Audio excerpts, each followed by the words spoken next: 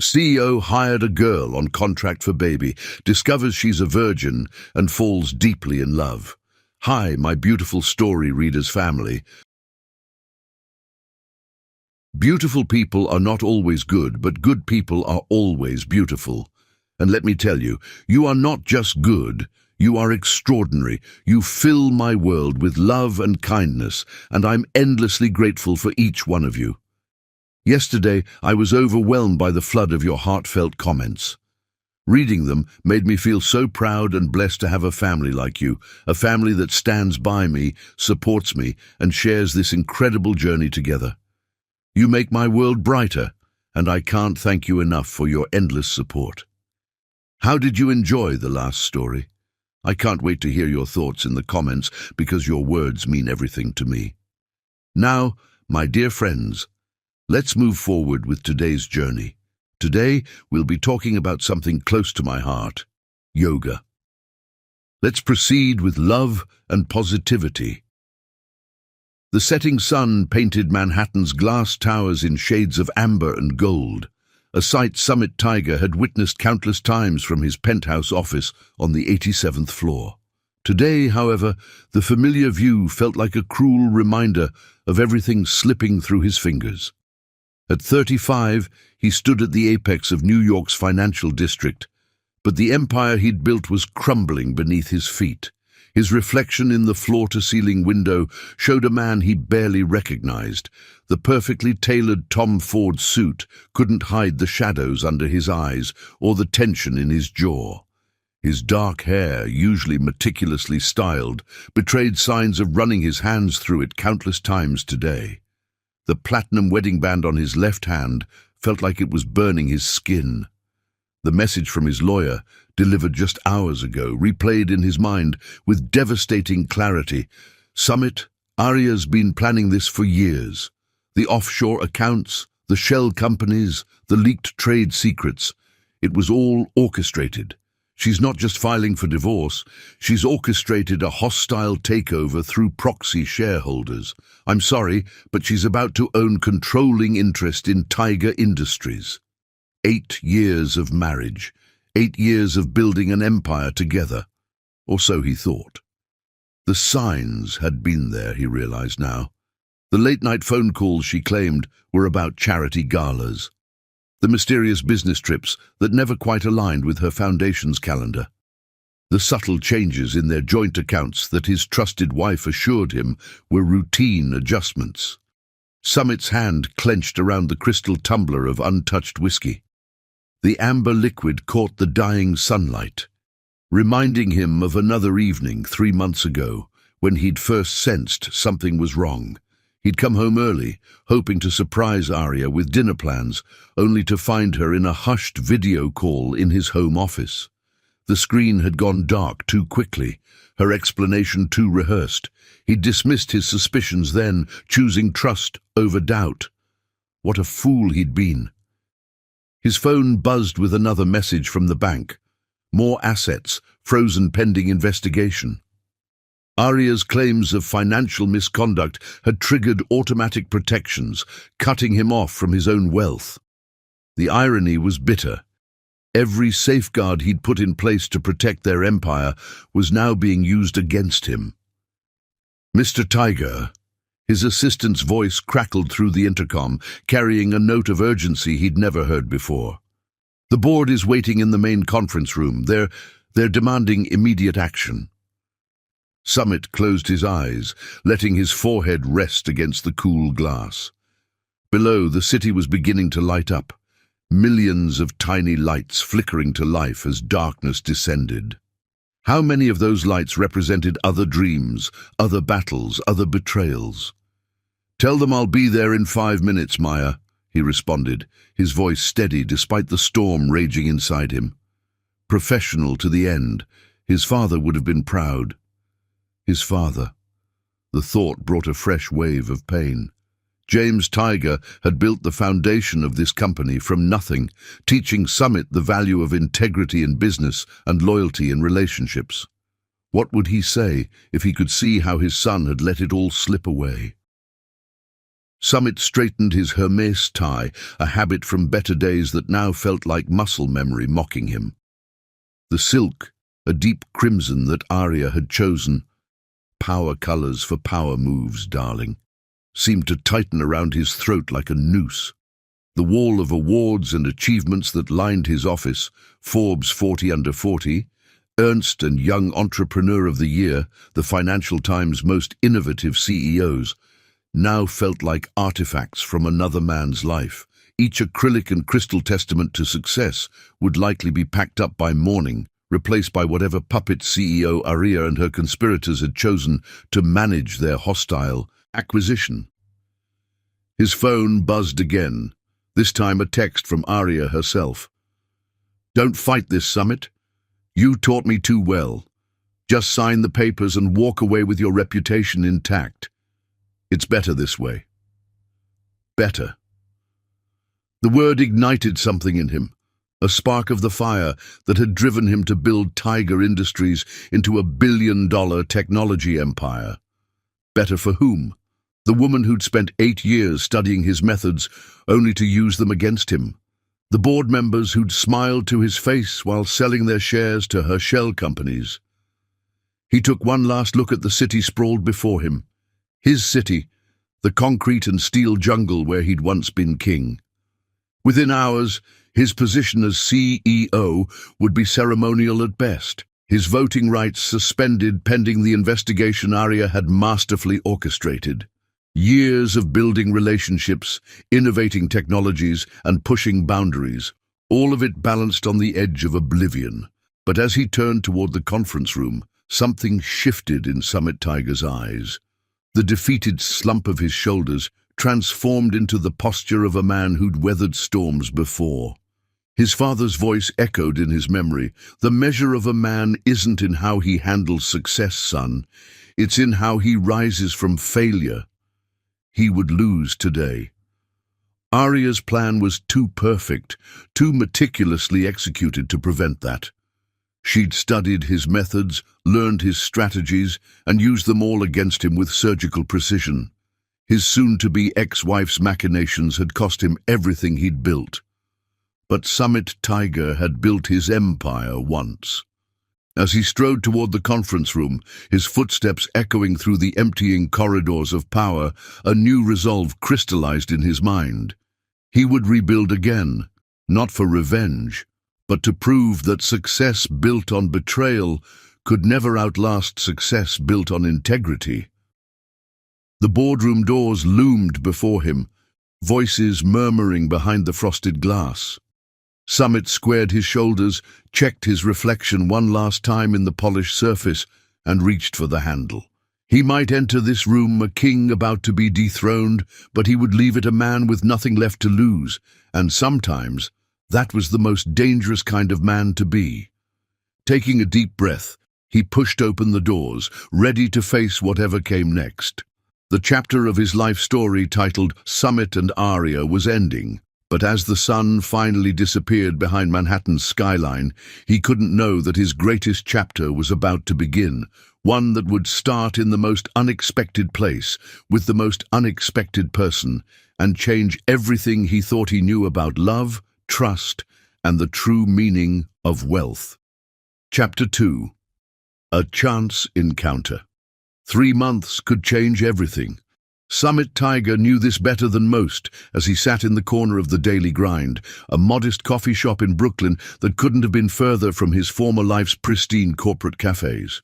The leather portfolio before him, one of the few luxuries he'd kept, contained spreadsheets of potential investments he might make with his remaining capital, barely 7 figures where there had once been billions.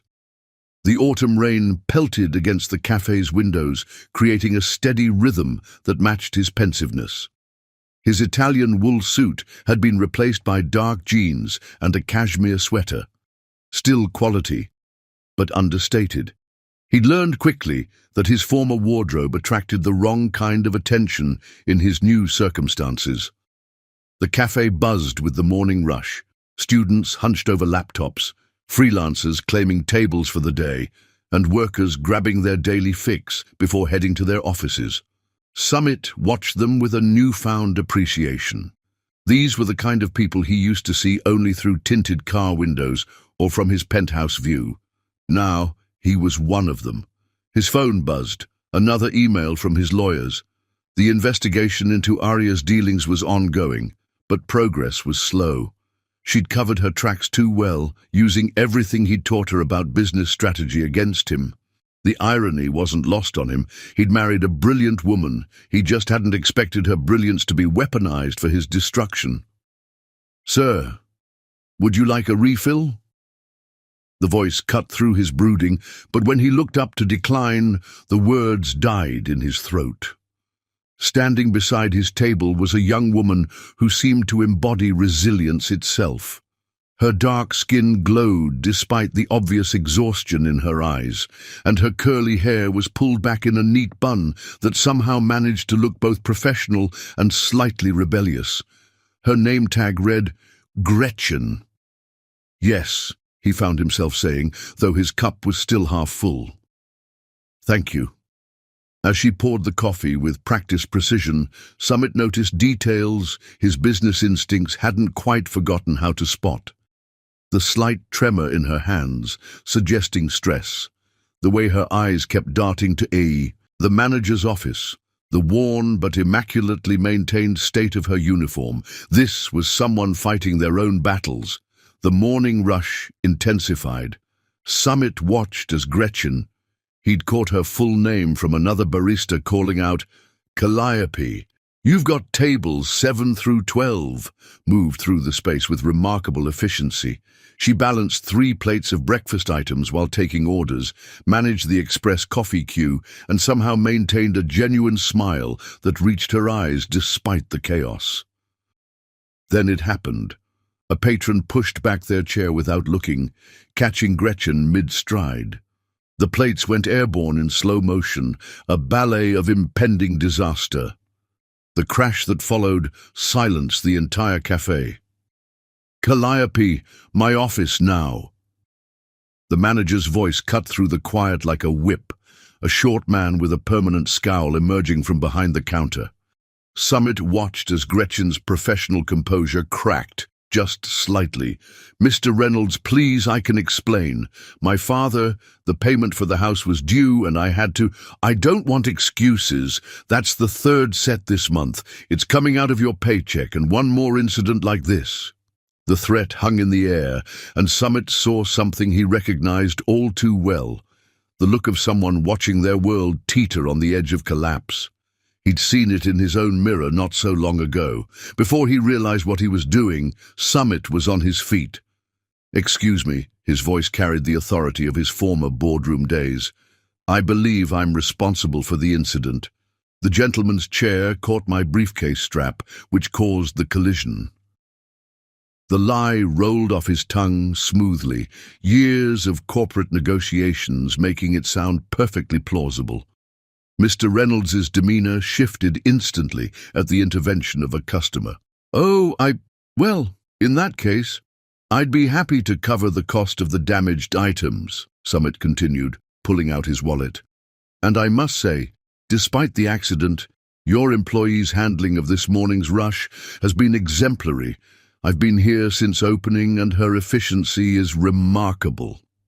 The manager's scowl wavered, caught between his desire to discipline and the need to appease a customer.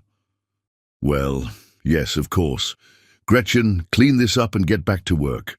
Sir, there's no need for payment. Accidents happen." As the manager retreated and the cafe's usual buzz resumed, Gretchen knelt to gather the broken pieces. Summit joined her, ignoring her whispered protests. "You didn't have to do that," she said softly, her voice carrying notes of both gratitude and pride. "I can handle Mr. Reynolds." "I know you can," Summit replied, carefully gathering shards of ceramic, "but sometimes the strongest people are the ones who deserve help the most." Their eyes met over the broken plates, and something shifted in the universe. Summit had sat in this cafe for 3 months, nursing his wounds and plotting his comeback. But in that moment, looking into Gretchen Calliope's determined eyes, he felt something he hadn't expected to feel again so soon. Hope. "Thank you," she said finally, standing with the collected debris. But you should know I don't like owing people. A ghost of his old smile touched Summit's lips. How about we call it professional courtesy? One fighter to another. Something in his tone must have resonated because she paused, really looking at him for the first time. You're not just another coffee shop remote worker, are you? No more than you're just another barista, he countered softly. The moment stretched between them, full of unspoken understanding. Then the espresso machine hissed, another order ticket printed, and the real world rushed back in. My break's in an hour, Gretchen said suddenly, then added with a hint of challenge in her voice, if you're interested in a proper conversation about professional courtesy. Summit glanced at his portfolio of meager investment opportunities, then back at this woman who radiated determination despite her circumstances. I'll be here. As she returned to her duties, moving with renewed purpose, Summit sat back down at his table. The rain had stopped outside, sunlight breaking through the clouds to cast patterns on the cafe floor. 3 months ago, he'd lost everything he thought mattered. But watching Gretchen navigate the morning rush with unshakable dignity, he wondered if perhaps the universe hadn't just shown him something that mattered more. He pulled out his phone, cancelling his afternoon appointments. Sometimes, he remembered his father saying, opportunity doesn't knock, it crashes. And as he watched Gretchen deftly manage the renewed flow of customers, Summit Tiger felt the first stirrings of something he'd thought Aria had killed forever, the capacity to trust. Chapter 3. The Proposition. The evening light filtered through. The daily grind's windows had softened to a gentle amber when Gretchen finally hung up her apron. Summit watched as she transformed from harried barista to someone entirely different, shoulders squaring, chin lifting, the weight of customer service sliding away like a shed skin. She'd changed into a simple black dress that spoke of careful budgeting but excellent taste. Still here, she observed, sliding into the seat across from him. Her voice carried a hint of surprise, though her eyes, sharp and analytical, suggested she'd been watching him throughout her shift, trying to piece together his story. Summit pushed a fresh cup of coffee toward her, prepared exactly as he'd observed she liked it during her rare breaks. Her eyebrow arched at this detail, but she accepted the cup. I'm curious, she said, wrapping her hands around the warm ceramic. Most men in expensive watches and hand-stitched shoes don't spend entire days in Brooklyn coffee shops, especially not to wait for a conversation with the help. Most baristas don't carry business textbooks in their bags or review stock portfolios during their lunch breaks, he countered, nodding toward her worn backpack, where he'd glimpsed the corner of a finance textbook earlier. A smile tugged at her lips. Touché. She took a sip of coffee, then set the cup down with deliberate precision. So, Summit Tiger, yes, I Googled you during my break. Want to tell me why the former CEO of Tiger Industries is slumming it in my coffee shop? The directness startled a genuine laugh from him. Former being the operative word, though I'm more interested in hearing about the mortgage payments you mentioned this morning. The shift in her demeanor was subtle but immediate, a tightening around her eyes, fingers tensing around her cup. That's not a standard topic of coffee shop conversation, he finished for her. Neither is corporate takeover by one's wife, but here we are. Silence stretched between them, filled with the ambient sounds of the cafe closing, chairs being stacked, coffee machines hissing their final cleanings of the day. Finally, Gretchen spoke, her voice low and controlled. My father wasn't always a gambler. Before Mom died, he was brilliant, ran his own investment firm, taught me everything I know about the market. But grief. She traced the rim of her cup. Grief does things to people. He started small, sports betting, poker nights. Then he discovered online gambling. By the time I realized how bad it was, he'd remortgaged our house 3 times. Summit listened, noting the steel in her voice. No self-pity, just facts.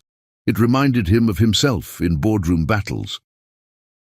"I'm in my final year of business school," she continued, "working 2 jobs, maintaining a 4.0 GPA, and trying to keep us from losing everything.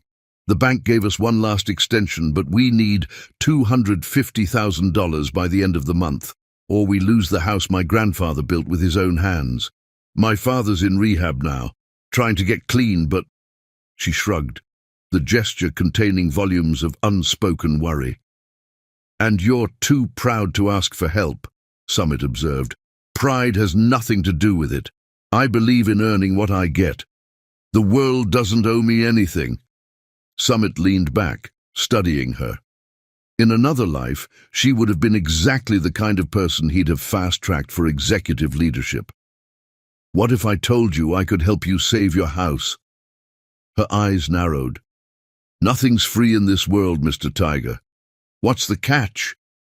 He reached into his portfolio, pulling out a manila envelope he'd had his lawyer prepare after making a few calls during her shift. "I need an heir." The words hung in the air between them. Gretchen's expression didn't change, but he saw her pulse jump at her throat. "An heir," she repeated carefully. "My wife's takeover was brilliant, but had one flaw. The company's founding documents, written by my father, specify that controlling interest must remain with a tiger by blood. Arya's claiming our prenup is void, but even if she succeeds, she can't hold the company long-term without a tiger heir. She and I never had children." "And you want—" Gretchen's voice trailed off, implications dawning. "A contract marriage," Summit stated plainly. "1 year during which we attempt to conceive a child. You'd have full co-parenting rights, of course. In return, I'll pay off your family's mortgage immediately and set up a trust fund for both you and the child. After the year, you can choose to divorce with generous alimony or—" He left the alternative unspoken. Gretchen stood abruptly, pacing the empty cafe. "You're proposing a business transaction where I sell my body?" "No," Summit cut in sharply. "I'm proposing a partnership. I've spent the day watching you manage chaos with grace, handle difficult customers with diplomacy, and study advanced finance between orders. You're exactly the kind of person I'd want raising my child, whether we stay married or not." She stopped pacing, turning to face him. "Why me? Surely there are plenty of women who'd jump at the chance to marry a former billionaire." "Exactly why I'm not asking them." Summit stood, moving to stand before her. "I need someone who sees beyond the money, someone who understands both privilege and struggle, someone who'll teach my child that wealth is earned, not entitled." The last rays of sunset painted Gretchen's face in gold as she processed his words. Finally, she reached for the envelope. "I want to read the contract first, and have my own lawyer review it." "I'd be disappointed if you didn't," Summit replied, watching as she pulled out the documents. "No intimacy without mutual consent," she read aloud. "Full reproductive health coverage, independent financial accounts, co-parenting guarantees." She looked up at him. "You've thought this through." "I had 8 years to learn from my mistakes with Arya. I'm not looking for a trophy wife or a victim. I'm looking for a partner." Gretchen sank back into her chair, documents spread before her. The cafe had gone quiet, their conversation witnessed only by shadows and cooling coffee cups. "I need 24 hours, she said finally, "to think, to talk to my lawyer, to—" She gestured vaguely. "Take 48, Summit replied, pulling out his card, not the old embossed Tiger Industries one, but a simple white card with just his name and number. "My lawyer's details are in the envelope. Call me when you've decided." He gathered his things, preparing to leave her with the weight of his proposal. At the door, he paused. "Gretchen?" She looked up from the contract, her face thoughtful. "Whatever you decide, your father's rehab bills are taken care of. Consider it thanks for the excellent coffee service today." Before she could protest, he was gone, stepping into the Brooklyn night. Behind him, through the cafe window, Gretchen Calliope sat illuminated by a single overhead light, staring at a contract that could change both their lives forever. As Summit walked toward the subway, another adjustment in his new life, he realized his hands were shaking slightly. He'd played high-stakes games before, but never one where the prize was something as precious as hope. Whether Gretchen said yes or no, he'd just laid his future in the hands of a barista with a warrior's heart and eyes that saw straight through his carefully constructed walls. The stars were barely visible through the city's light pollution. But Summit found himself looking up anyway, remembering something his father used to say. The biggest risks bring the biggest rewards, but only if you're brave enough to trust not just the plan, but the person.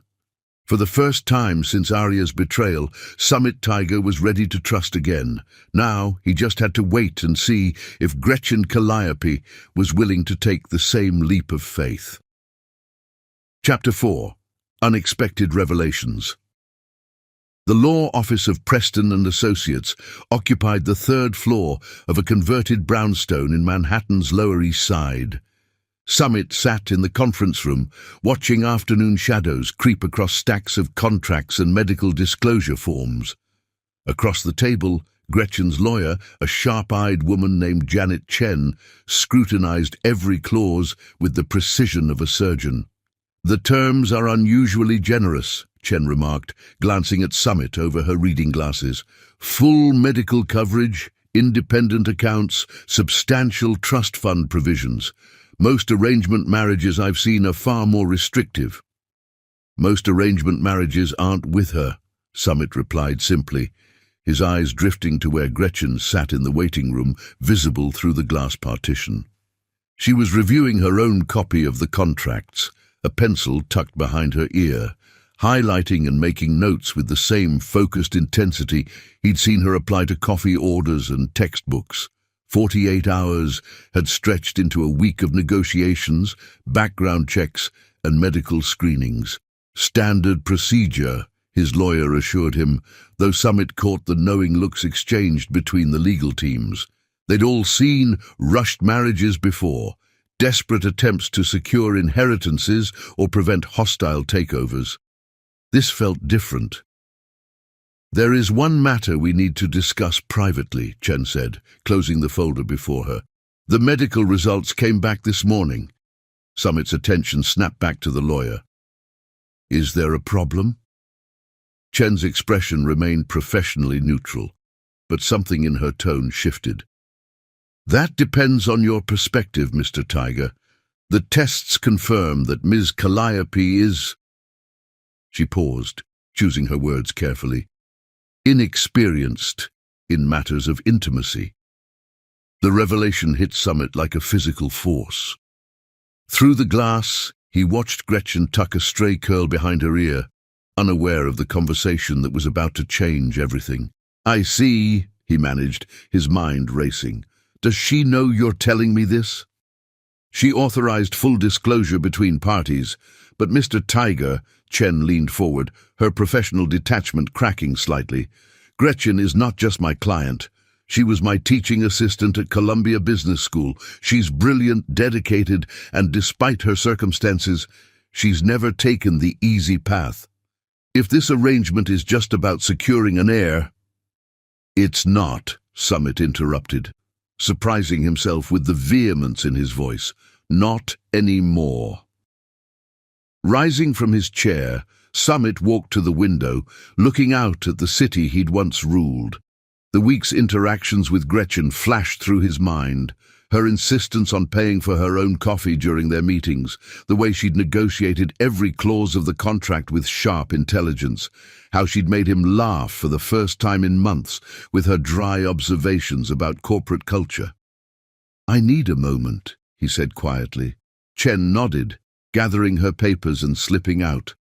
Summit pulled out his phone, scrolling through the background check results he'd received that morning. Gretchen Calliope. Dean's List every semester despite working full-time, volunteer work at a women's shelter, treasurer of the Business Ethics Club. No dating history, no social media scandals, no hidden vices. Even her father's gambling problems she'd handled with remarkable discretion, negotiating with creditors while maintaining a perfect GPA. A knock at the door pulled him from his thoughts.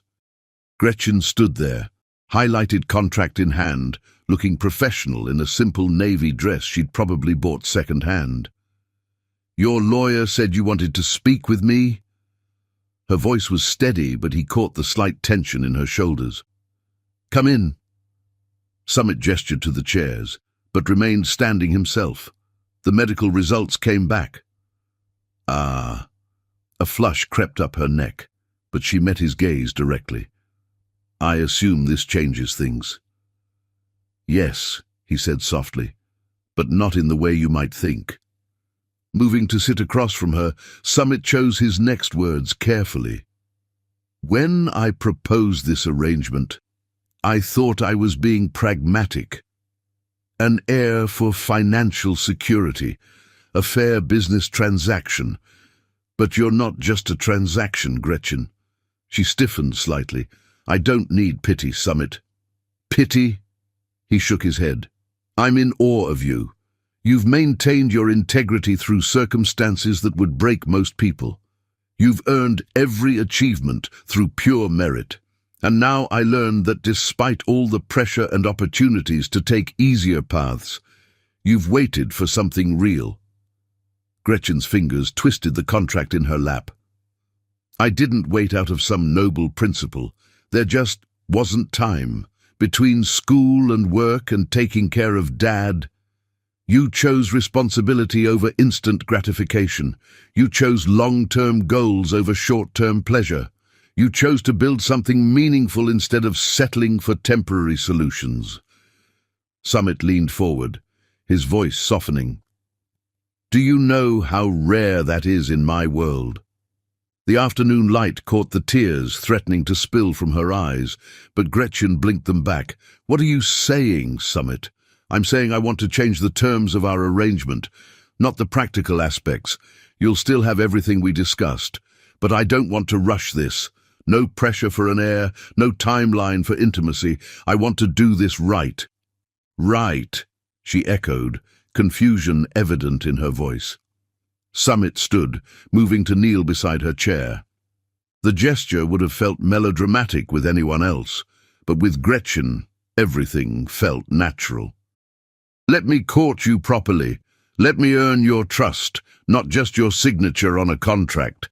Let me show you that there can be more to this than a business arrangement." Gretchen's breath caught. "But your company, the takeover. The company will still be there. Aria can't liquidate anything without an heir's approval. That's built into the foundation documents. We have time. And if," she swallowed hard, "if we take this time and discover we're not compatible, then you'll still have your house, your father will still have his treatment, and you'll have a friend who believes in you. No strings, no pressure, no obligations." The silence that followed was heavy with possibility. Through the window, the city continued its eternal dance of light and shadow, unaware of the pivotal moment unfolding in this small conference room. Finally, Gretchen spoke, her voice barely above a whisper. "I've never been courted before." Summit smiled, reaching up to brush away a tear that had escaped despite her best efforts. "I've never meant it before." She laughed then, a sound of relief and joy and just a touch of hysteria. "This is crazy. A week ago I was making lattes and trying to figure out how to save my family's house. Now I'm sitting in a lawyer's office, with a former billionaire proposing courtship instead of a contract." "Life's funny that way," Summit agreed, rising to his feet but keeping hold of her hand. "So, Miss Calliope, would you do me the honor of having dinner with me tomorrow night? No contracts, no lawyers, just two people getting to know each other." Gretchen looked at their joined hands, then up at his face. Whatever she saw there must have convinced her, because she nodded. "Yes, but I'm still keeping my job at the coffee shop. I wouldn't have it any other way." Summit helped her to her feet. though I might have to stop coming in every day. The other customers are starting to give me strange looks. That's because you've been drinking cold coffee for a week straight, just to stay until closing, she teased, some of her natural spark returning. As they walked out of the office together, Summit felt lighter than he had in months. The contract lay forgotten on the conference table, replaced by something far more valuable: hope for a real connection, a chance at genuine love. Chen watched them leave, a knowing smile playing on her lips. Sometimes, she mused, the best contracts were the ones that never needed to be signed, and sometimes the biggest revelations weren't about what was discovered, but about what could be built on that discovery's foundation. Outside, New York's autumn wind caught Gretchen's hair, releasing the curl from behind her ear. Without thinking, Summit reached out to tuck it back, his fingers lingering for just a moment. The simple intimacy of the gesture spoke volumes about the journey they were about to begin, one step at a time, one touch at a time, one revelation at a time. Chapter 5. Breaking Walls. The late October evening wrapped Manhattan in a golden haze as Summit waited outside Daniel, the Michelin-starred restaurant he'd chosen for their first official dinner. His hand absently touched the inner pocket of his suit jacket, feeling the small velvet box there. Not a ring, not yet, but a gesture he hoped would show his intentions. 2 weeks had passed since the revelation in the lawyer's office, 2 weeks of carefully orchestrated meetings that walked the line between business and courtship.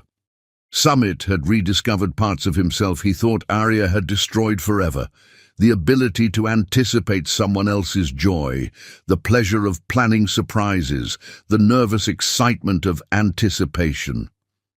"I told you I could get here on my own," Gretchen's voice came from behind him, carrying that hint of amused exasperation he'd grown to cherish. She'd refused his offer of a car service, insisting on taking the subway. When Summit turned, his carefully prepared greeting evaporated. Gretchen stood there in a deep emerald dress that caught the sunset's light, her hair falling in carefully styled curls around her shoulders. The dress wasn't designer. He'd learned enough about her to know she'd probably found it in a consignment shop, but she wore it with the grace of a queen. "You look," he began, then smiled at her raised eyebrow. "I was going to say beautiful, but that seems inadequate." "Smooth talker," she teased, but the flush on her cheeks betrayed her pleasure. "The dress was my mom's. I found it in the attic while clearing out some of Dad's gambling debts." Her voice caught slightly on the last words. Summit's hand moved automatically to her elbow, a gesture of support that had become natural over the past weeks. "How is he doing?" "Better. The rehab program you recommended. It's making a difference. He's actually talking about his grief over Mom now, not just trying to numb it." She looked up at him, eyes bright with unshed tears. "Thank you for that, for helping without making it feel like charity." "You're welcome," he said simply, leading her into the restaurant. The maitre d' recognized him instantly. Some habits of wealth transcended temporary setbacks and led them to a private corner table overlooking the city. "Summit," Gretchen breathed, taking in the crystal chandeliers and elegant decor. "This is too much." "Actually," he pulled out her chair, "this is exactly enough. Besides, we're celebrating." Her eyebrows drew together as she sat. "Celebrating what?" Summit took his own seat, savoring the moment. "Your midterm results came in. Top of your class in advanced financial strategy." "How did you—" She stopped, shaking her head with a laugh. "Let me guess. You still have friends at Columbia Business School." Professor Chen might have mentioned it when she called to check on our arrangement. He picked up the wine list, then set it down again, meeting her eyes. "She's quite protective of you, you know. Janet's been more than just a professor. After Mom died, when Dad started spiraling, she helped me figure out how to keep my scholarship while working full-time." Gretchen smoothed her napkin, a nervous gesture he'd noticed she made when talking about difficult times. "She's the one who convinced me to hear you out about the contract, actually. Said you weren't like most corporate tigers. Pun intended." Summit's laugh drew curious glances from nearby tables. "I'm glad she did.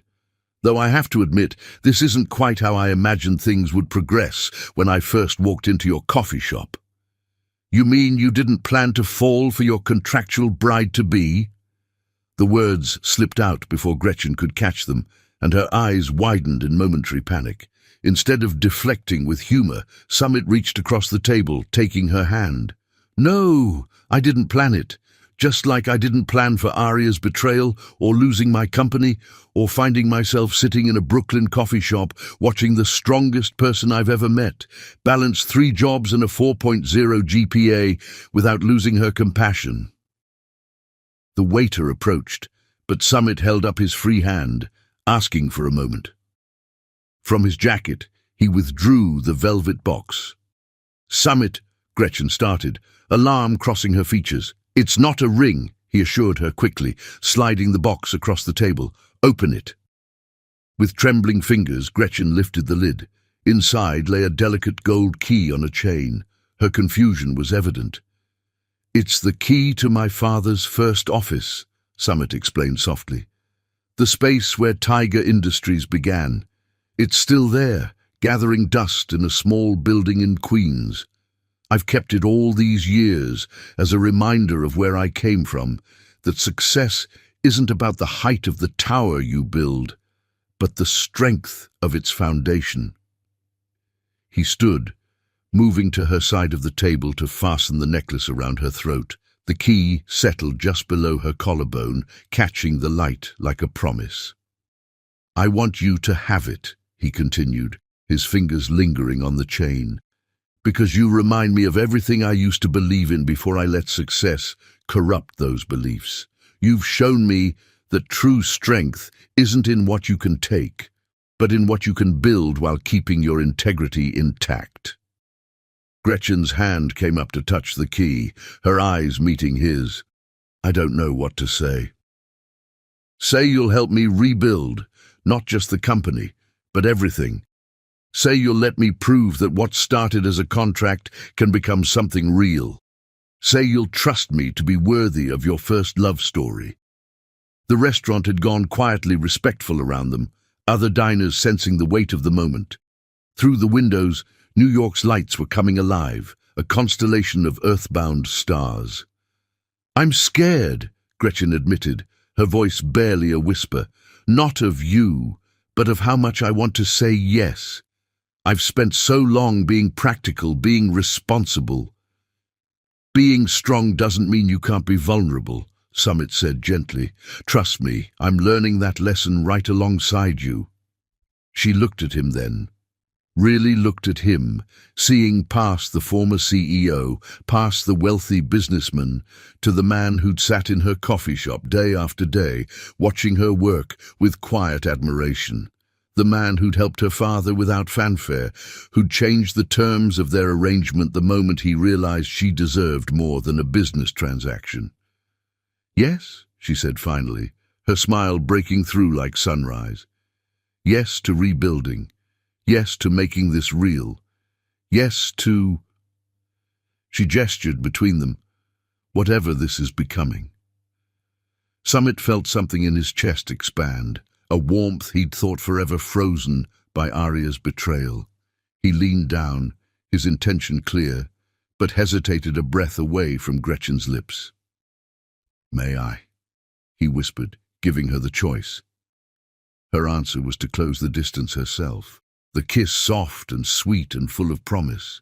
It wasn't the passionate embrace of romance novels, but something better, a first step, a wall breaking, a bridge beginning to form between two hearts that had forgotten how to trust. When they finally parted, the waiter had discreetly reappeared with champagne. Summit returned to his seat, but their hands found each other across the table again, naturally, like they'd always meant to be connected. "So," Gretchen said, her eyes dancing with both joy and mischief, Does this mean you'll stop ordering cold coffee just to stay until closing time? Never, Summit declared, raising his champagne glass. Some traditions are sacred. As they toasted their new beginning, the key around Gretchen's neck caught the light again. It was more than just a piece of Tiger Industries history now. It was a symbol of walls breaking down, of trust being rebuilt, of two people discovering that sometimes the best business decisions have nothing to do with business at all. And as they spent the evening sharing stories, dreams, and hopes, the contract that had brought them together lay forgotten in a lawyer's office, replaced by something far more binding. The growing certainty that what had started as an arrangement was blooming into love. Chapter 6. The Heart's Truth. Central Park in November painted a canvas of amber and gold, leaves dancing on crisp breezes as Summit and Gretchen walked along the winding paths. A month had passed since the dinner at Daniel, a month of carefully balanced moments between their professional arrangements and growing personal connection. Summit watched Gretchen as she paused to take a photo of the sunset, reflecting off the lake. She still insisted on working her shifts at the daily grind, though she'd finally accepted his help with her tuition. The key he'd given her glinted at her throat, now a permanent fixture that she touched unconsciously when deep in thought. "You're staring again," she said, without looking away from her phone's screen. The teasing note in her voice carried none of the wariness it had held in their earlier days. "Can you blame me?" He moved closer, his shoulder brushing hers as he looked at the photo she'd captured. "You make everything look more beautiful just by being near it." She rolled her eyes, but her smile betrayed her pleasure. "Still practicing those smooth lines, I see. Only stating facts." He took her hand, an action that had become natural over the past weeks. "Though I have to admit, I never expected to become a social media sensation." Gretchen laughed, tucking her phone away. The photo would likely end up on her modest but growing Instagram account, where their outings had attracted attention from both business media and romance enthusiasts. "From contract to love," one headline had speculated recently. "At least they're not calling me a gold digger anymore," she mused, letting him guide her toward their favorite bench overlooking the lake. "Janet says the press is actually helping my job prospects. Apparently, being the woman who tamed Summit Tiger makes for an interesting resume addition." "Tamed?" Summit arched an eyebrow, drawing her closer as they sat. "Is that what you've done?" "Well, you haven't hostile takeovered anyone in weeks," she teased, then sobered slightly. "Though I did see Arya's latest interview." Summit's hand tightened briefly around hers. His ex-wife had gone on a popular business show, painting herself as the wronged party, claiming their marriage had been loveless, and his current relationship with Gretchen was just another corporate manipulation. "Does it bother you?" he asked quietly. "The speculation, the comparisons?" Gretchen turned to face him fully, her free hand coming up to touch the key at her throat. "At first it did. I kept waiting for someone to expose our arrangement, to prove I was just another of Summit Tiger's strategic moves. But then I realized something." "What's that?" "The arrangement stopped being just business the moment you changed the contract, maybe even before that." She smiled softly. "The Summit Tiger who only cared about securing an heir wouldn't have sat through 14-hour shifts just to walk me home. He wouldn't have remembered how I take my coffee or help my father find the right therapist. He wouldn't have given me his father's key and trusted me with its history." The setting sun painted her skin in warm gold, making her eyes sparkle as she continued. "You've never treated me like a transaction, Summit, even when that's all it was supposed to be." Summit reached up, his fingers tracing the line of her jaw. "You were never just a transaction, Gretchen. You were a revelation." She leaned into his touch, and he marveled at how far they'd come from their first cautious meetings. The business prodigy who'd lost everything had found something far more valuable than corporate control.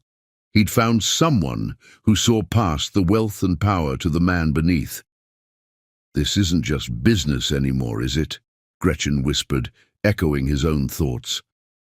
Summit took a deep breath, knowing this moment would change everything. "No, it's not. It hasn't been for a while now." A group of tourists passed nearby, their cameras clicking as they captured the autumn scenery. Neither Summit nor Gretchen noticed, too caught up in the weight of the moment. "I think—" Gretchen hesitated, then squared her shoulders with that quiet determination he'd first noticed in the coffee shop. "I think I'm falling in love with you." The words hung in the air between them, more binding than any contract they'd drafted. Summit felt his heart race, emotions he'd thought long buried rushing to the surface. "Think?" he asked softly, his thumb brushing her cheek. "Because I know I'm falling in love with you, Gretchen Calliope. I think I started the moment you stood up to your manager, dignity intact even with broken plates at your feet." Tears sparkled in her eyes, but her smile was radiant. "That's not very businesslike, Mr. Tiger." "Good." He leaned forward, resting his forehead against hers. "I'm tired of business. I want real. I want messy and complicated and beautiful. I want mornings watching you study and evenings hearing about your day. I want to build something that has nothing to do with stock prices or corporate takeovers." "Summit." She breathed his name like a prayer. "I want you," he continued, pulling back just enough to meet her eyes. "Not as an arrangement or a contract or a strategic move, just you, exactly as you are, with your double shifts and textbooks and incredible heart that somehow hasn't been hardened by all life's thrown at you." A tear escaped, trailing down her cheek. Summit caught it with his thumb, the gesture tender and protective. "The contract is void," he said firmly, "has been since that day in the lawyer's office. Whatever happens next, it's because we choose it, not because we signed it." Gretchen's hands came up to frame his face, her touch feather-light. "And what if I choose you? Not Summit Tiger, the CEO, not the business arrangement, just you. Then you'll make me the happiest man in New York." He smiled.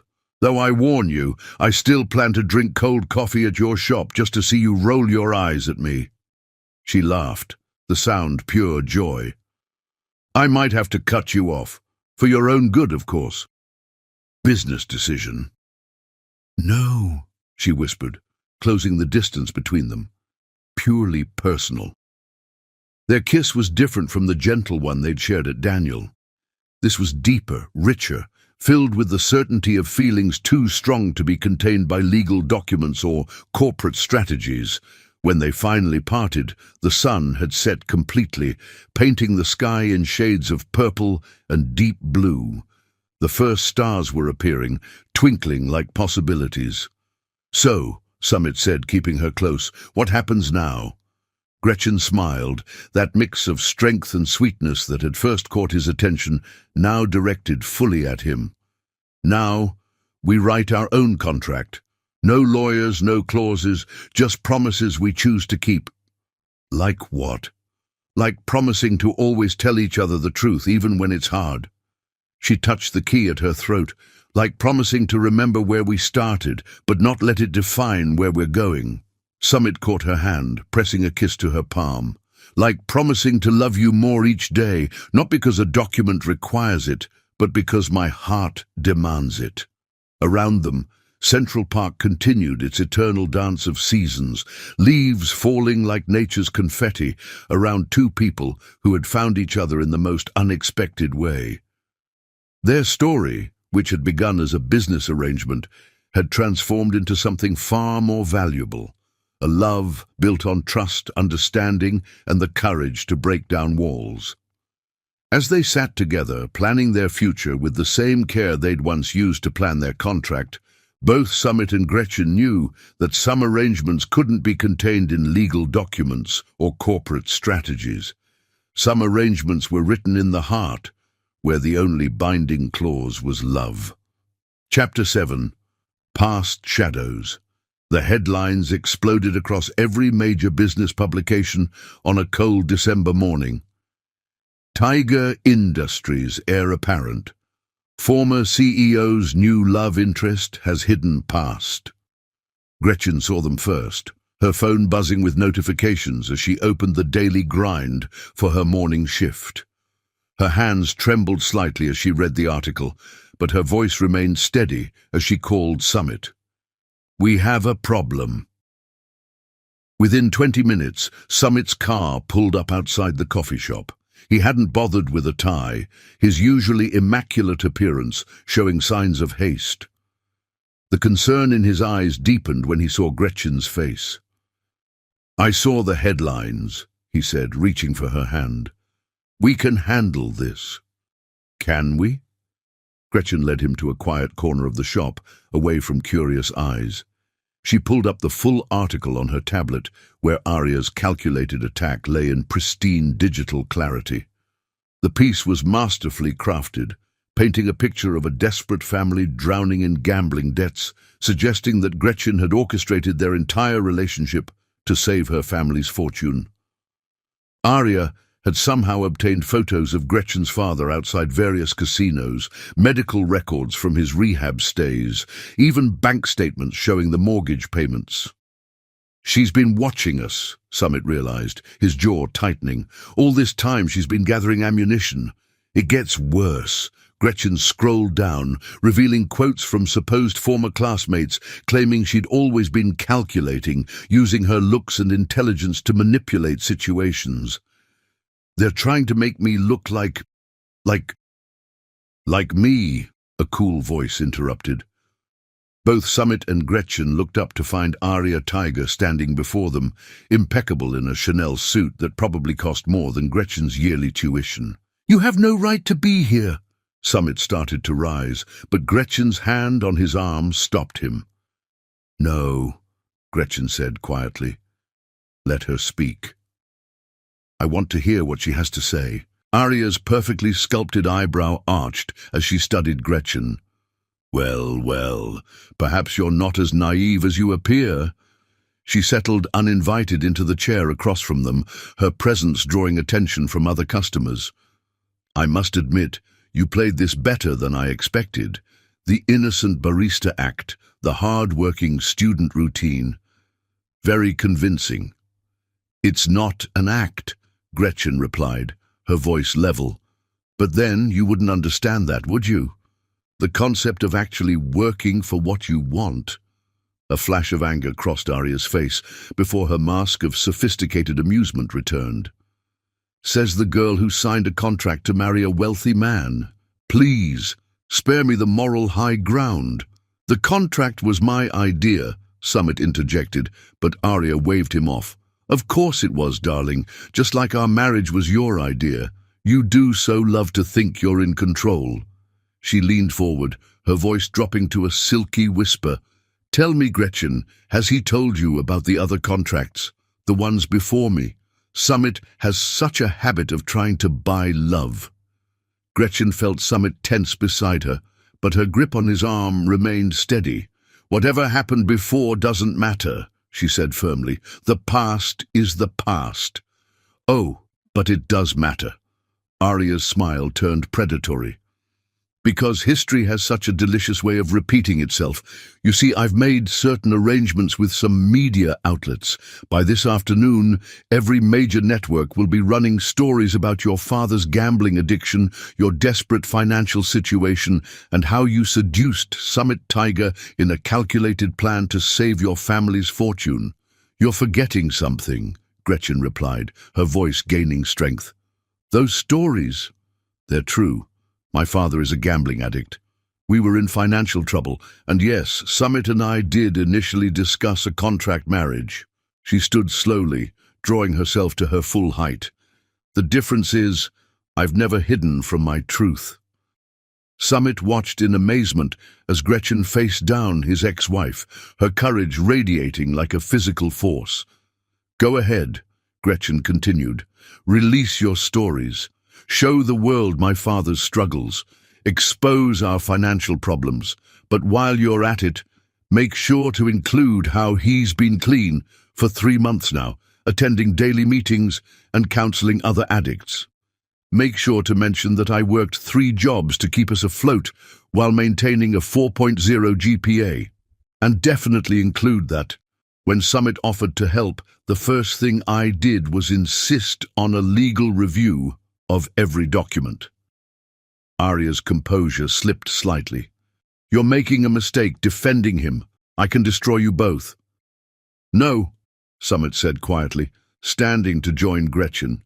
You already tried to destroy me once, Arya. All you succeeded in doing was showing me what real strength looks like. He took Gretchen's hand. It looks like this. Like someone who faces their struggles head-on instead of manipulating others to fight their battles. The coffee shop had gone silent, customers pretending not to watch the drama unfolding before them. Arya glanced around, suddenly aware of her audience. You're both fools, she hissed, gathering her designer bag. This isn't over. Actually, it is, Gretchen's voice carried across the quiet space. Because unlike you, I don't need to destroy others to feel secure in myself. I've already won, Arya. Not because I took something from you, but because I found something real with Summit. Something you never had the courage to even try for. Arya's heel caught on the floor as she stepped back, the small stumble cracking her perfect facade. For just a moment, uncertainty flashed across her face. Release your stories, Gretchen continued, gentler now. Show the world who we really are.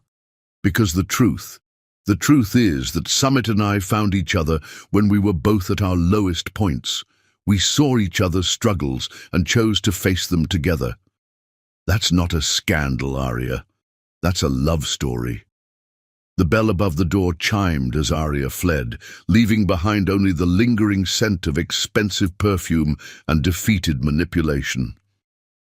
Summit pulled Gretchen close, pressing a kiss to her temple. That was incredible. You were incredible. She melted into his embrace, finally allowing herself to tremble. I was terrified, but you stood your ground anyway. He turned her to face him. Do you know what I was thinking, watching you stand up to her? That I might have just made things worse? That I fall more in love with you every day? He brushed a tear from her cheek. That you're stronger than anyone I've ever known. Not because you never feel fear, but because you face it with such grace. The coffee shop erupted in applause, customers who had witnessed the entire scene showing their support. Gretchen blushed, burying her face in Summit's chest. Ms. Calliope? A woman approached them, holding out a business card.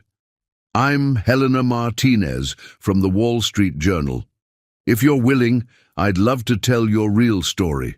The whole truth, not just the sensational headlines.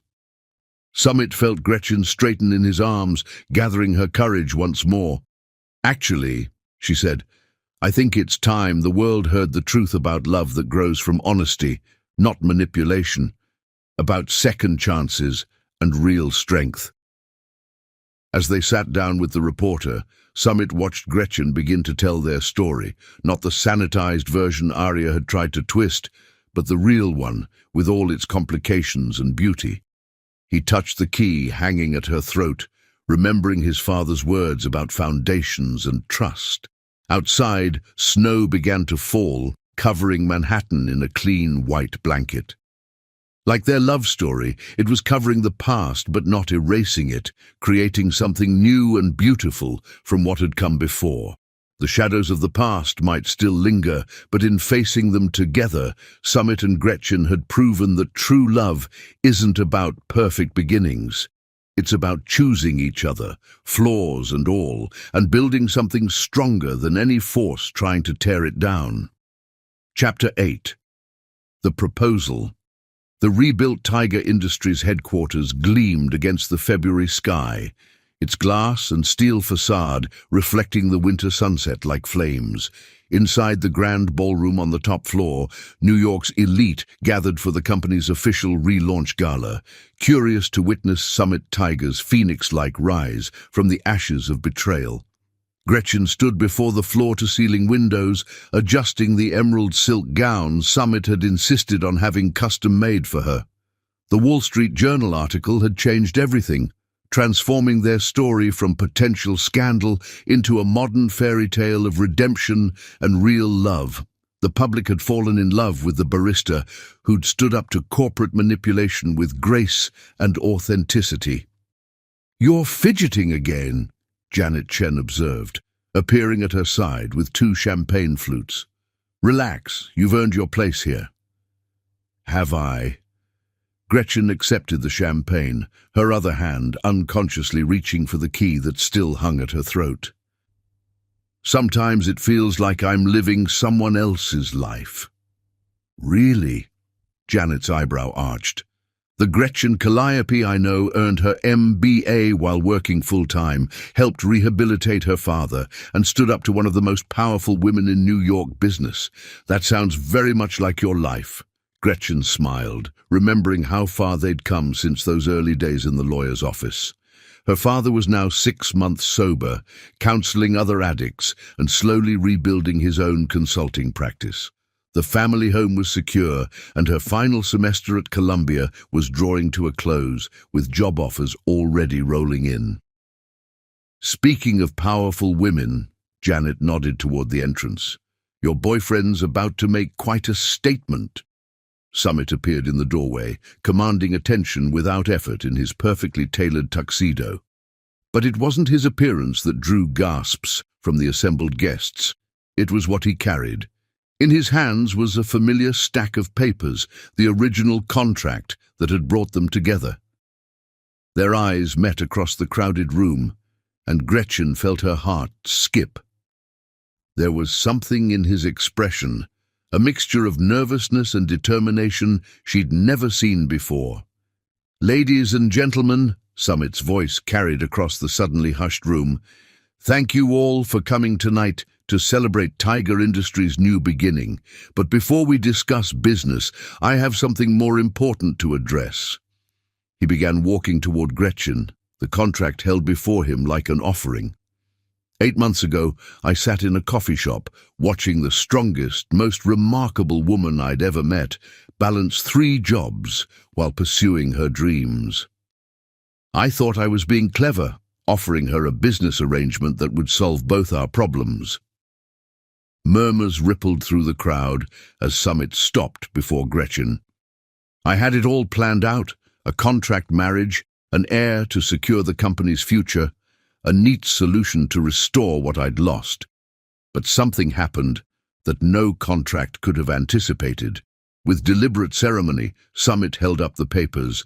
This document represents everything I used to believe about love and partnership, that they could be negotiated, controlled, secured with signatures and legal clauses." He paused, his eyes never leaving Gretchen's. "I was wrong." In one smooth motion, he tore the contract in half, then quarters, letting the pieces fall like confetti around them. The assembled crowd gasped, then fell absolutely silent. "Gretchen Calliope," Summit's voice softened, meant now only for her, though the room's perfect acoustics carried every word. "You've taught me that real love can't be contracted or controlled. It grows in the spaces between coffee shop conversations and late-night study sessions. It builds itself in moments of strength and vulnerability, in standing together against storms, in choosing each other every day, not because of signatures on paper, but because of signatures on our hearts." Gretchen felt tears threatening as Summit lowered himself to one knee, pulling a small velvet box from his pocket. The ring inside wasn't the massive diamond one might expect from a billionaire businessman. Instead, it was an elegant vintage piece that she recognized from old photos of his mother. "This ring belonged to my mother, and before that to my grandmother," Summit explained, his own voice thick with emotion. Strong women who built their own legacies alongside the men they loved. When I lost my way, forgot the values they tried to teach me about real partnership, you reminded me. You showed me that true wealth isn't in what we own, but in who we choose to share our journey with. He took her hand, and Gretchen was dimly aware of cameras flashing, of Janet's supportive presence beside her, of the entire New York business elite holding their breath. I'm not offering a contract this time, Summit continued. I'm offering my heart, my trust, my future, everything I am and everything I hope to become. I'm offering a partnership built not on paper, but on love, respect, and the kind of strength that comes from facing life's challenges together. Gretchen's free hand touched the key at her throat, remembering the night he'd given it to her, how far they'd come since then. Gretchen Calliope, woman of extraordinary strength and incomparable heart, would you do me the honor of becoming my wife?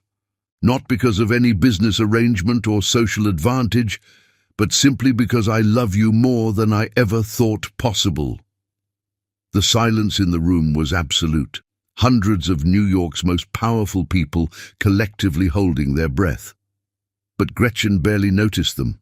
All she could see was Summit, the man who'd walked into her coffee shop with a business proposal and ended up stealing her heart. You know, she said, her voice carrying clearly despite its softness. For a brilliant businessman, you can be remarkably slow sometimes.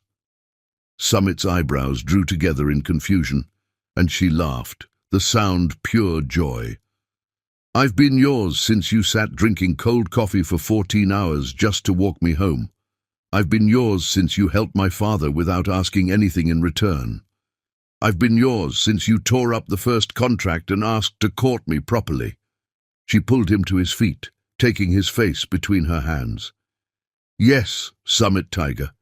Yes to being your wife, your partner, your everything.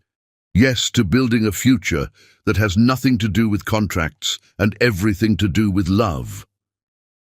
The ring slid perfectly onto her finger as their lips met, the assembled crowd erupting in applause and cheers. Someone, probably Janet, was dabbing at tears, and somewhere in the back a champagne cork popped festively. When they finally parted, Summit pressed his forehead to hers. I love you, he whispered, just for her. No clauses, no conditions, no end date. I love you too, she replied, her smile radiant. Though I hope you know I'm still keeping my job at the coffee shop until graduation. Summit laughed, pulling her close. I wouldn't have it any other way. Though I should warn you, I plan to drink even more cold coffee now that you're officially agreeing to spend your life with me. Around them, the gala transformed into an impromptu engagement celebration. But Summit and Gretchen remained in their own world for a moment longer, standing amid the torn pieces of their original contract, proof that sometimes the best agreements are the ones written not on paper, but on two hearts that choose each other freely, completely, and without reservation. The setting sun painted the city in shades of promise, and as Summit and Gretchen turned to face their guests and their future together, both knew that this was better than any contract could have ever been. This was real, this was forever, this was love in its purest, most uncontracted form. Chapter 9. Building Trust. Spring bloomed across Manhattan, cherry blossoms dusting Central Park in pale pink as Summit and Gretchen navigated the delicate dance of merging their lives. The media speculation about their engagement had finally begun to fade, replaced by genuine interest in their unique love story. One sunny Sunday morning, Summit stood in the doorway of their new brownstone study, watching Gretchen prepare for her final MBA presentation. She'd insisted on keeping her small apartment until graduation, but gradually her books and papers had migrated to this space he'd created specifically for her. You're hovering, she said, without looking up from her laptop, a smile playing at her lips. I thought you had a board meeting to prepare for. I do. He moved behind her chair, dropping a kiss on top of her head.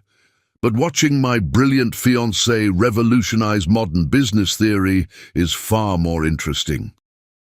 Gretchen leaned back into his touch, the engagement ring catching morning light. Flattery will get you everywhere, Mr. Tiger, but I still need to finish this presentation. Their comfortable moment was interrupted by the doorbell. Summit felt Gretchen tense slightly. They weren't expecting visitors, and unexpected arrivals had meant trouble in the past months. "I'll get it," he squeezed her shoulders reassuringly, but Gretchen was already rising, her warrior spirit that he'd first fallen in love with shining through. "We'll get it together," she said firmly. "No more facing things alone, remember?" They found Gretchen's father, James Calliope, on their doorstep. 6 months sober had transformed him. His eyes were clear, his stance steady, though anxiety lined his face. "Dad?" Gretchen's voice carried surprise but not fear. "Is everything okay?" "Better than okay, sweetheart." James pulled an envelope from his jacket. "I've been working with my sponsor, making amends. This—" He held out the envelope with slightly trembling hands. "Is the first installment of paying back what I owe you both." Summit started to protest, but Gretchen's hand on his arm stopped him. She understood this wasn't about money. It was about her father's recovery, about rebuilding trust one step at a time. "Come in," she said softly, leading them to the sunny kitchen where coffee was already brewing. Old habits from her barista days dying hard. As they settled around the kitchen island, James placed the envelope between them. "I've started consulting again," he explained. "Small projects at first, but it's growing. This is 10% of my first quarter's earnings." "Dad, you don't have to—" Gretchen began, but James shook his head. "Yes, I do." His voice was firm. "Not because of the money. Summit's generosity already secured the house, but because you deserve to see that your father can be responsible again, that I can be someone you're proud of." Tears sparkled in Gretchen's eyes as she reached across the counter to take her father's hand. "I've always been proud of you, Dad. Even at your lowest, I knew the real you was still in there somewhere." Summit watched the exchange, remembering his own father's lessons about trust and legacy. "Mr. Calliope," he said carefully, "what if we use that money to start a foundation? Something to help other families affected by gambling addiction." Both Calliopes turned to look at him, and he continued, warming to the idea. "We could combine it with some of Tiger Industries' charitable funds, create something meaningful, maybe even partner with treatment centers like the one that helped you." James's eyes lit up with the same spark of business intelligence that Gretchen often displayed. A foundation focused on both treatment and financial recovery. There's nothing quite like that out there right now. "And who better to run it," Gretchen added, catching Summit's vision, "than someone who's lived both sides of the story. Someone who can speak to both the struggle and the recovery." The morning sun streamed through the kitchen windows as father and daughter began brainstorming ideas, their shared passion for helping others bridging the gaps that addiction had created. Summit made coffee, serving it in the mismatched mugs Gretchen had insisted on keeping from her apartment, small reminders of where their story began. Later that afternoon, after James had left with renewed purpose and preliminary foundation plans, Summit found Gretchen in their bedroom, sitting on the window seat that overlooked their small garden. "Thank you," she said as he joined her, "for understanding about the money, about Dad needing to make amends his own way." "Hey," he tucked her against his side, "your strength in handling your father's addiction was one of the first things that made me fall in love with you. Supporting his recovery is just part of loving you." She turned to face him, her expression serious. "Do you ever worry about inheriting addiction tendencies, for our future children?" The question hit him with its vulnerability, its trust in sharing such deep fears. "I think," he said carefully, that any children we have will be blessed with their mother's strength and resilience. And if they ever face such challenges, they'll have parents who understand both struggle and recovery. Gretchen's hand drifted to her stomach, a gesture of future possibility.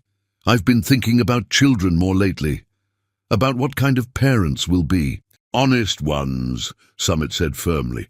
We'll tell them about their grandfather's recovery, about how their parents met over cold coffee and broken plates, about how love isn't about perfect beginnings, but about choosing each other every day.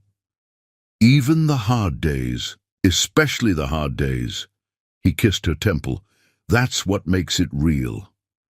They sat in comfortable silence, watching the garden's first spring flowers reach toward the sun. The foundation plans lay on the desk nearby, next to Gretchen's MBA presentation and Summit's board meeting notes, their professional and personal lives intertwining naturally. We should get married in the garden, Gretchen said suddenly. Not some grand hotel ballroom or fancy venue, right here, where we're building our life together. Summit smiled, remembering the contract that had once seemed so important. Small ceremony, just family and close friends. She turned in his arms. Janet can officiate. She got certified just for us.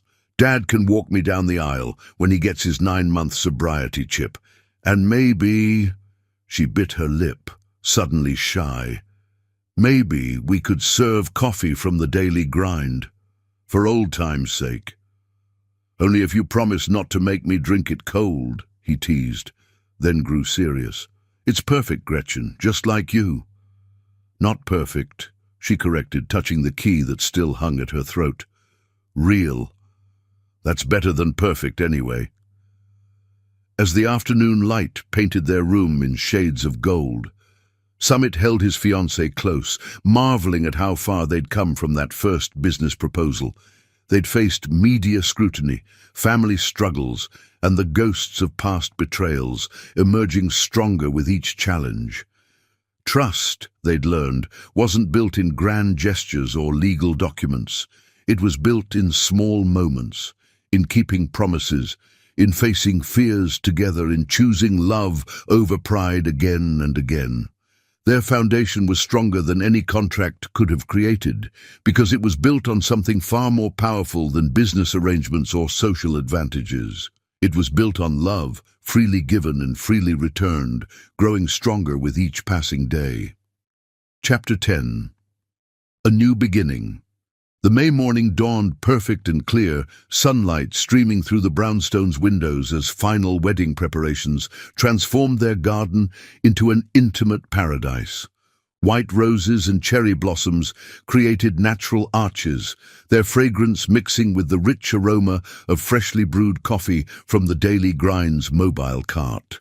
Gretchen stood in the master bedroom, watching the early morning bustle below. Her wedding dress hung nearby, a vintage-inspired creation that perfectly balanced elegance with simplicity. Like everything about their ceremony, it represented who they truly were, not what society expected them to be. "Stop peeking at the garden," Janet Chen chided gently, entering with a garment bag draped over her arm.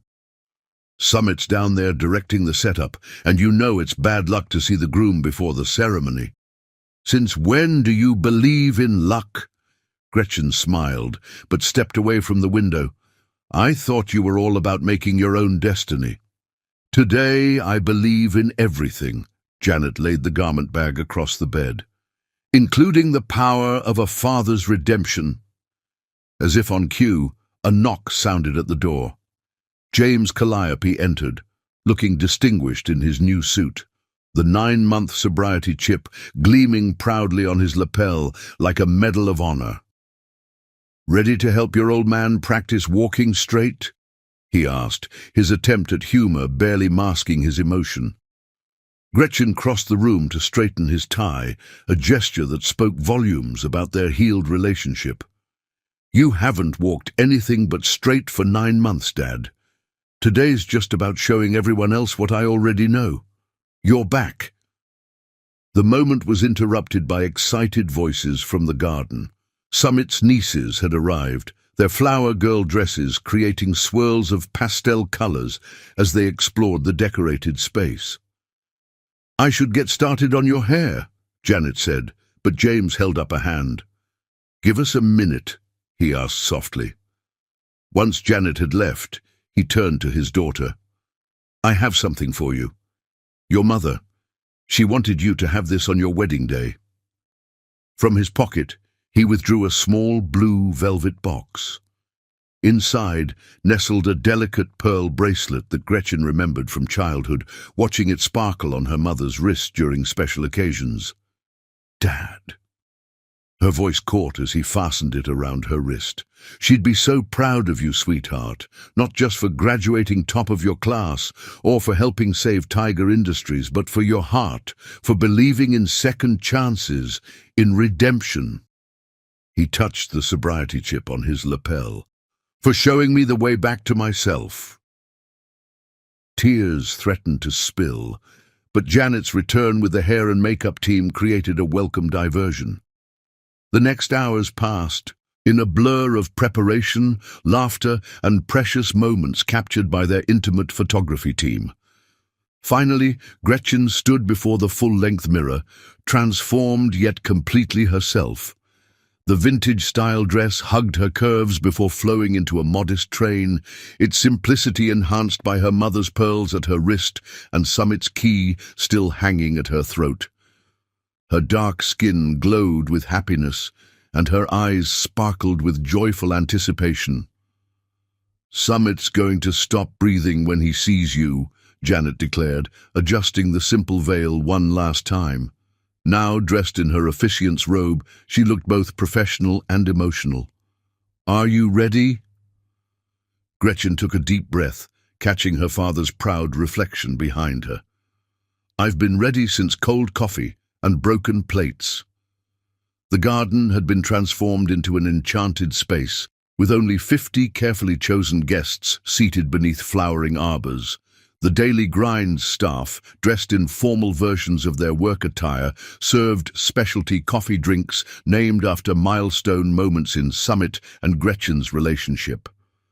As the string quartet began playing, Summit took his place beneath an arch of white roses.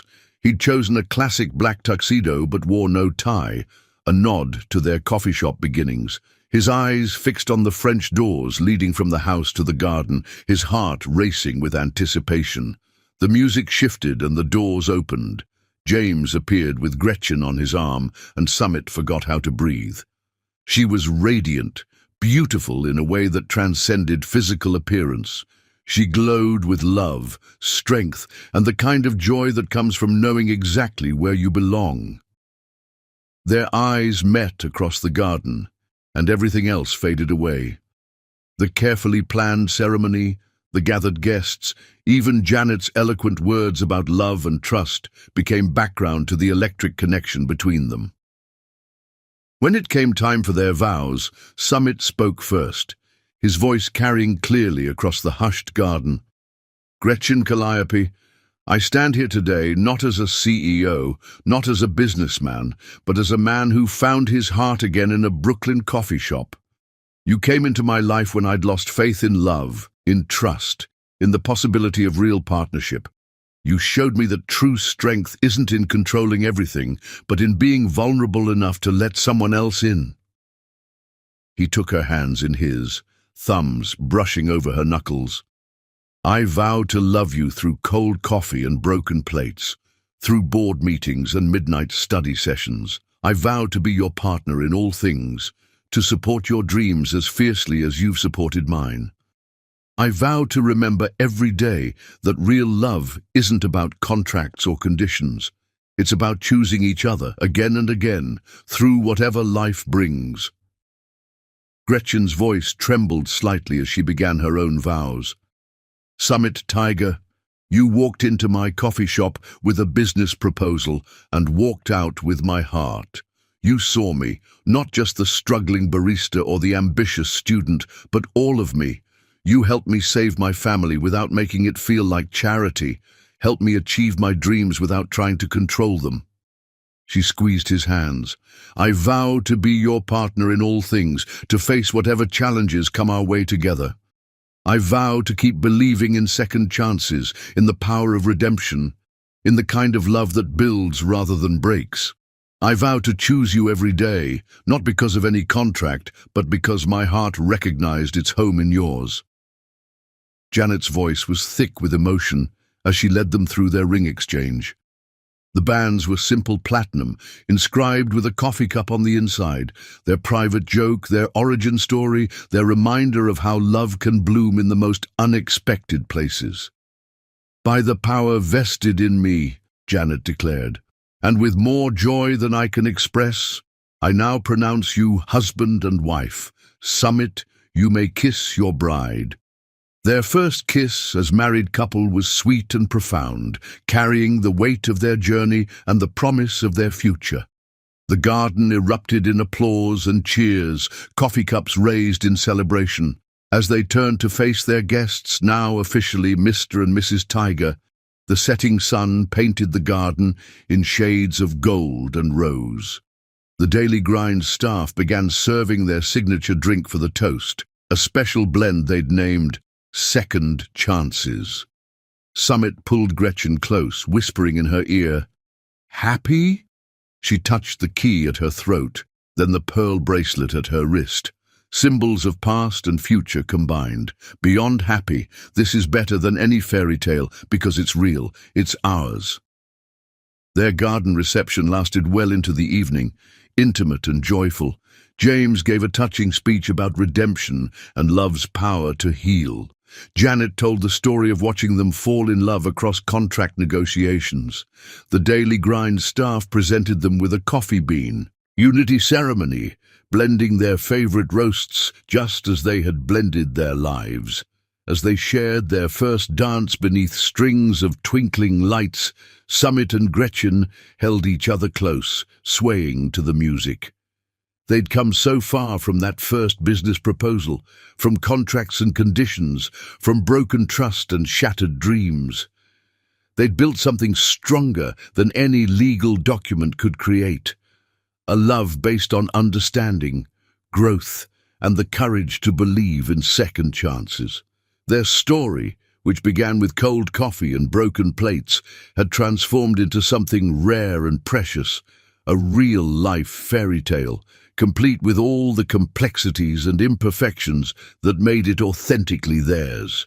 And as they danced beneath the stars in their garden, surrounded by the people who had supported their journey, both Summit and Gretchen knew that this was just the beginning of their greatest adventure yet. Chapter 11. Together, the autumn leaves were turning golden again as Summit and Gretchen Tiger celebrated their first few months as husband and wife. Their partnership had blossomed in ways that exceeded even their own expectations, both personally and professionally. Tiger Industries' headquarters hummed with renewed energy under their joint leadership. Summit had insisted on Gretchen taking a key executive role after her graduation, not because she was his wife, but because her innovative approaches to corporate responsibility had already begun reshaping the company's future. One particularly busy Thursday afternoon, Summit paused in the doorway of Gretchen's office, taking a moment to admire his wife in her element. She sat at her desk, suit jacket draped over her chair, sleeves rolled up as she conducted a video conference with their new foundation's international partners. The key he'd given her still hung at her throat, now accompanied by a small gold compass, his gift for their 1-month anniversary. The rehabilitation center in Singapore is showing promising results, Gretchen was saying, her voice carrying the quiet authority that had earned her respect throughout the corporate world. Their integration of financial counseling with addiction treatment is exactly what we envisioned. Summit smiled, remembering how this particular project had begun, with her father's desire to make amends.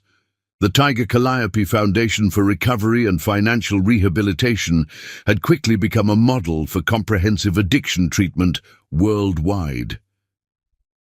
Mrs. Tiger, her assistant's voice came through the intercom, Your father's here for the board meeting." Gretchen's face lit up as James entered, looking every bit the successful businessman he'd once been, and now was again. 9 months had stretched into a year of sobriety, and he'd become an influential speaker on addiction recovery, his story inspiring others to seek help. "Hope I'm not interrupting," James said, embracing his daughter before shaking Summit's hand. "But the Addiction Counselor's training program proposal needs your final approval before the board meeting." "Never interrupting," Gretchen assured him, switching off her video conference. "Summit, did you review the latest numbers?" "Already approved." He moved to her desk, dropping a kiss on her temple. "Though I did have one suggestion for the family support component." They fell into an easy discussion about program logistics, the three of them working together with the kind of synchronicity that came from absolute trust. Through the office windows, Manhattan's skyline stretched out before them, no longer a symbol of what Summit had lost, but of what they'd built together.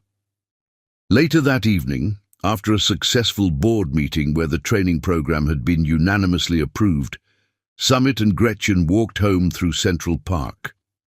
Despite their restored wealth, they'd maintained this habit from their early days, treasuring the quiet moments between their busy lives. "Do you ever miss it?" Summit asked suddenly, as they passed their favorite bench, the one where they'd first admitted their feelings weren't just business anymore. "Miss what?" Gretchen's hand was warm in his, her wedding ring catching the sunset's light. "The coffee shop, the simplicity of those early days."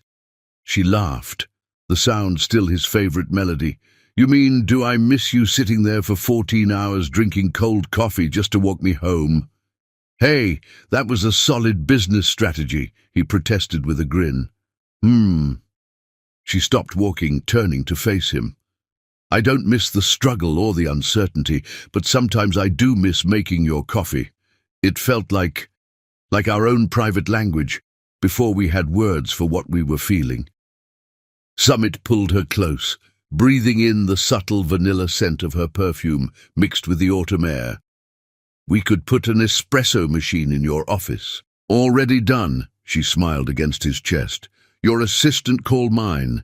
It's being installed tomorrow." "Sneaky."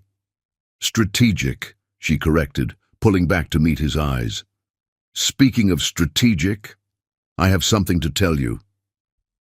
There was something in her voice that made Summit's heart skip. "What is it?" Gretchen bit her lip, suddenly looking young and vulnerable despite her executive polish. "I was going to wait, plan some elaborate reveal, but I'm pregnant." The world seemed to stop spinning for a moment. "We're going to have a baby," she confirmed, eyes shining. "I found out this morning. Janet's the only other one who knows. I needed her to double-check the test because I couldn't quite believe it." Summit pulled her into a fierce kiss, pouring all his joy and love into the gesture. When they finally parted, both breathless, he noticed several park-goers smiling at their obvious happiness. "How are you feeling?" he asked, his hand instinctively moving to her still flat stomach. "Do you need anything? Should we call Dr. Patterson? Maybe we should get you home to rest." "Summit," she laid her hand over his. "I'm fine. Perfect, actually, though I might need you to handle the Singapore conference next week. Apparently morning sickness isn't just in the morning." He laughed, the sound pure joy. "I'll handle everything. You just focus on growing our miracle." They resumed their walk home, but Summit couldn't stop stealing glances at his wife, marveling at how she seemed to glow with their secret. "You know," he said thoughtfully, "this isn't quite how we planned it in that first contract." "No," she agreed, squeezing his hand. "This is better. This baby isn't being created because of business strategy or corporate necessity.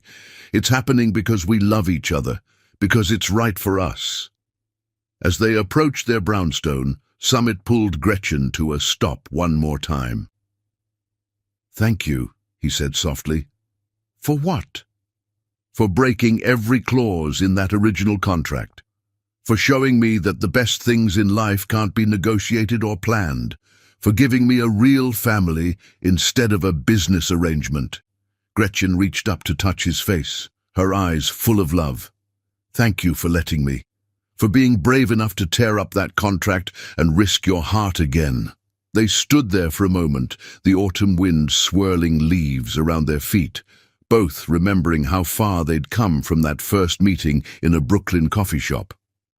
Their story had begun as a business proposition, but had transformed into something far more precious, a testament to real love's power to heal, rebuild, and create miracles. Inside the brownstone, Summit insisted on Gretchen resting while he called their favorite restaurant for dinner delivery. As he placed the order, he could hear her on the phone with Janet, their excited whispers carrying through the house. Their home office still held the torn pieces of their original contract, framed as a reminder of how sometimes life's greatest blessings come from letting go of careful plans and choosing love instead. Next to it hung photos from their garden wedding, and soon, Summit knew, ultrasound images would join them, tangible proof of their journey from business arrangement to boundless love. That night, as they lay in bed discussing baby names and nursery colors, Summit held Gretchen close, his hand resting protectively over their growing miracle. They'd built something extraordinary together, a marriage stronger than any legal document, a love deeper than any corporate merger, and now a family created from pure joy rather than obligation. "I love you," he whispered into her hair. "Both of you." Gretchen's hand covered his, their fingers intertwining over the place where their future grew. "We love you too, more than any contract could ever specify." The city lights twinkled beyond their windows, stars in an urban sky, as two people who had once met over a business proposal drifted to sleep, their hearts beating in sync, their love story still unfolding in ways more beautiful than either could have imagined. Chapter 12. Triple Blessing. The December snow fell softly outside Mount Sinai Hospital's windows, coating Manhattan in a pristine white blanket. Summit Tiger paced the private waiting room, his usual corporate composure completely abandoned. The past 9 months had been a journey of joy, preparation, and surprises, the biggest being the discovery that they were expecting not one baby, but 3. "Summit, wear out the carpet all you want, but it won't make those boys arrive any faster," Janet Chen said from her seat, though her own anxiety was visible in how tightly she gripped her coffee cup. In the corner, James Calliope sat quietly praying, his 2-year sobriety chip clutched in his hand like a talisman. The journey to this moment had been extraordinary. Gretchen had continued working until her 7th month, masterfully running board meetings, even as their triplets made their presence known with enthusiastic kicks. Summit had thrown himself into preparing for fatherhood with the same intensity he once reserved for corporate takeovers, reading every book on multiple births and converting their brownstone's 3rd floor into a state-of-the-art nursery. A nurse appeared in the doorway, her face bright with excitement. "Mr. Tiger, it's time." Summit's heart leapt into his throat as he followed her through the corridors to the delivery room. Gretchen lay there, beautiful despite her exhaustion, her hand automatically reaching for his as he entered. "Ready to meet our boys?" she asked, her voice tired but strong. "More than ready," he kissed her forehead, taking his position beside her. "Though I still think you're the strongest person I know for carrying 3 future corporate raiders at once." She laughed, then grimaced as another contraction hit. "Less joking, more hand-holding, Mr. Tiger." The next hours were a blur of intense moments, Gretchen's incredible strength and the steady encouragement of their medical team. Finally, at 3:47 a.m. on December 12th, the first cry pierced the air. "Baby A is here," the doctor announced. "A healthy boy." Summit felt tears streaming down his face as their firstborn was placed briefly on Gretchen's chest. Puma, they whispered together, the name they'd chosen for their eldest. At 3:52 a.m. their second son arrived, announcing his presence with an even louder cry. "Arber," Gretchen breathed, touching his tiny hand before he was whisked away for cleaning. The final push came at 3:58 a.m., and their youngest son, Fox, completed their trio of miracles. The delivery room burst into applause. Triplet births without complications were worth celebrating. After the initial flurry of medical attention, Summit found himself seated beside Gretchen's bed, 3 tiny bundled forms distributed between them. Each boy was perfect, their features a beautiful blend of both parents. "They're magnificent," James said softly from the doorway, where he and Janet watched the new family with joy. Puma, the eldest by 11 minutes, already showed signs of his father's determined expression. His tiny hand gripped Summit's finger with surprising strength as the proud father introduced himself to his firstborn. Arber, nestled in the crook of Gretchen's arm, displayed a serene temperament that reminded everyone of his mother's quiet strength. His eyes, when they fluttered open, seemed to take in everything with careful consideration. And Fox, the youngest by mere minutes, alternated between peaceful sleep and alert curiosity, his features a perfect blend of both parents. He was the smallest of the 3, but made up for it with an enthusiastic grip on the key necklace that still hung at his mother's throat. 3 tiger cubs, Janet mused, snapping photos for their family album. The media's going to have a field day with this. "Let them," Summit said, never taking his eyes off his sons. "Some things are beyond headlines." The morning sun was just beginning to paint the sky in pastel shades when their first visitors arrived. The Daily Grind staff, led by their old manager, Mr. Reynolds, brought specialty coffee for everyone and 3 tiny barista aprons they'd had custom-made as a joke. "Future coffee magnates," Reynolds said gruffly, though his eyes were suspiciously moist as he watched Gretchen with her sons. The grumpy manager who had once threatened to fire her was now one of their foundation's strongest advocates. Throughout the day, a steady stream of well-wishers filled the room with love and congratulations. The Tiger Industries board sent 3 identical silver rattles, each engraved with a boy's name and birth time. The foundation staff contributed to a college fund for each child, though Summit and Gretchen agreed that, like their mother, the boys would learn the value of earning their own way. As evening approached, the visitors departed, leaving the new family in peaceful privacy. Summit sat on the edge of Gretchen's bed, marveling at how naturally she handled their 3 newborns. "Remember when this all started?" he asked softly, watching Fox and Arber sleep while Puma studied the world with serious eyes. "A business contract for 1 heir?" Gretchen smiled, adjusting Arber's blanket. "God has a sense of humor, giving us 3 at once, though I suspect these boys will keep us too busy for any hostile takeovers in the near future. The only hostile takeover happening will be them conquering our hearts," Summit agreed, gently stroking Fox's tiny cheek. "Though I think that battle's already won." James appeared with fresh coffee for Summit and ice chips for Gretchen. "The nurses say everything looks perfect. All 3 boys are strong and healthy."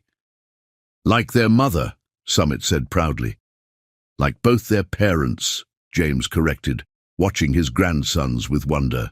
"They're born into a legacy of strength, perseverance, and redemption.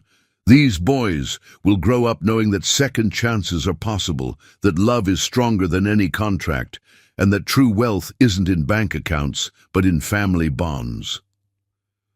Gretchen's eyes filled with tears as she looked at her father, strong, sober, restored. "They'll know what real success looks like," she said softly. "Not just in business, but in life." As if understanding they were being discussed, all 3 boys seemed to wake at once, their different personalities already showing in how they demanded attention. Puma was direct and insistent, Arber quietly persistent, and Fox, charmingly demanding.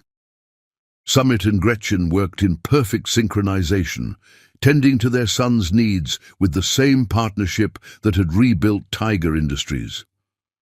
Their love, which had begun as a business arrangement in a Brooklyn coffee shop, had multiplied into something more wonderful than either could have imagined. "I love you," Summit whispered to Gretchen as their boys drifted back to sleep. "All four of you, more than I ever thought possible." "We love you too," she replied, her eyes shining with joy and exhaustion, "though I think we can officially say that the original contract has been more than fulfilled." "Exceeded all projections," he agreed with a smile. "Best return on investment ever." The snow continued falling outside their window, coating the city in pristine white as night fell. Inside the hospital room, Summit Tiger held his family close, knowing that all his past success paled in comparison to this moment. From a business arrangement had grown an epic love story. From broken trust had come unshakable faith. From a simple contract had sprung a family bound not by legal documents, but by threads of love stronger than any corporate merger. As their three miraculous sons slept peacefully, Summit and Gretchen shared a look that said more than words ever could. Their journey from business proposal to boundless love had given them more than they'd ever dreamed possible. Not just one heir, but three beautiful boys who would grow up knowing that the greatest contracts are written not on paper, but on the heart. Puma, Arbor, and Fox Tiger were their parents' greatest collaboration, their most precious merger, their perfect partnership made manifest.